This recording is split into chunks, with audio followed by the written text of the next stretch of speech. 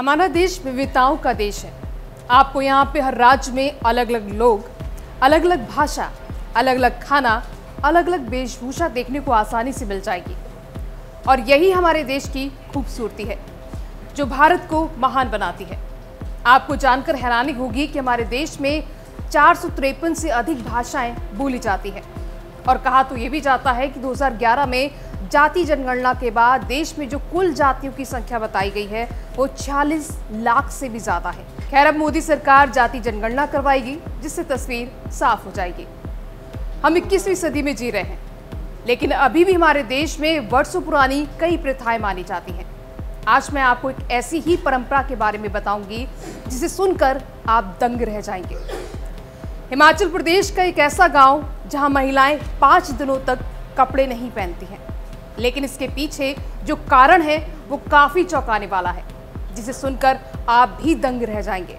तो चलिए आपको बताते हैं क्या है वो रहस्य। नमस्कार, आप देख रहे हैं DNP इंडिया। मैं हूं आपके साथ दीक्षा चौधरी। हमारा भारत इकलौता ऐसा देश है जहां हर कोने में आपको परंपराएं और रीति रिवाज मिलेंगे। कुछ परंपराएं हमें गर्व महसूस कराती हैं, तो कुछ हमें सोचने पर मजबूर कर देती हैं कि ऐसी भी कोई परंपरा होती है। और कुछ तो ऐसी होती हैं जो सुनने में ही अजीब लगती हैं, लेकिन उनके पीछे कहानियां छुपी होती हैं। आज हम बात करेंगे हिमाचल प्रदेश की मणिकर्ण घाटी में बसे पुड़ी गांव की, जहां ऐसी ही एक अनोखी परंपरा है जो सदियों से चली आ रही है। इस परंपरा में सावन के महीने में 5 दिनों तक गांव की महिलाएं कपड़े नहीं पहनती हैं और कुछ सख्त नियमों का पालन करती हैं। लेकिन अब आपके मन में सवाल आ रहा होगा, ऐसा क्यों करती हैं ये महिलाएं? दरअसल पिड़ी गांव कुल्लू की मणिकर्ण घाटी में बसा एक खूबसूरत और शांत गांव है। यहाँ की एक परंपरा सावन के महीने में मनाए जाने वाले खास त्योहार से जुड़ी है। स्थानीय मान्यताओं के अनुसार इस गांव में बहुत समय पहले राक्षसों का आतंक था। ये राक्षस सुंदर कपड़े पहनने वाली शादीशुदा महिलाओं को उठाकर ले जाते थे और गांव में खूब दहशत फैलाते थे। इन मुसीबतों से छुटकारा पाने के लिए गांव वालों ने लहुआ घोल नाम के एक देवता की शरण ली। कहा जाता है कि लहुआ घोल ने राक्षसों का नाश किया और गांव को बचा लिया। लेकिन इस जीत के बाद देवता ने गांव वालों को कुछ नियम दिए ताकि भविष्य में ऐसी घटनाएं दोबारा ना हो। इन्हीं नियमों में से एक नियम था कि सावन के महीने में 5 दिनों तक महिलाएं कपड़े ना पहने।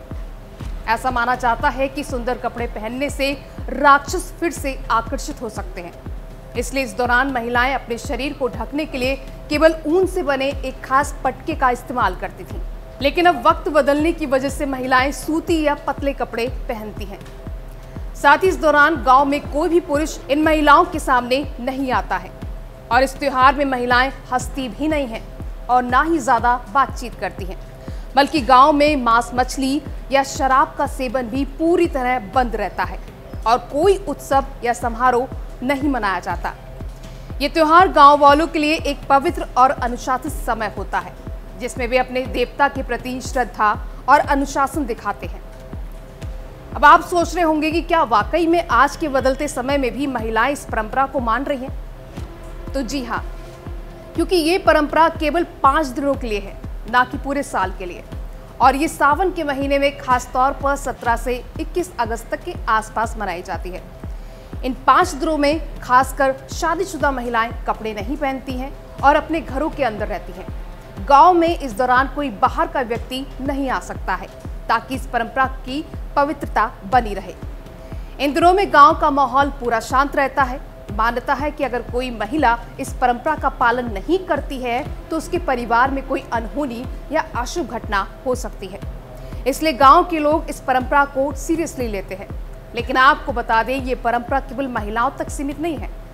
पुरुषों को भी इस दौरान कुछ नियमों का पालन करना पड़ता है, जैसे कि मैंने आपको बताया कि नॉनवेज और शराब का सेवन नहीं कर सकते हैं, पति पत्नी भी कोई बातचीत नहीं कर सकते हैं और गांव वाले इस त्योहार को बड़ी शिद्दत से मनाते हैं। फिलहाल इस बदलते समय में जहां लोग अपनी संस्कृति को बनाए रखना चाहते हैं, तो वहीं इसे आधुनिक मूल्यों के साथ संतुलित करने की भी कोशिश करते हैं।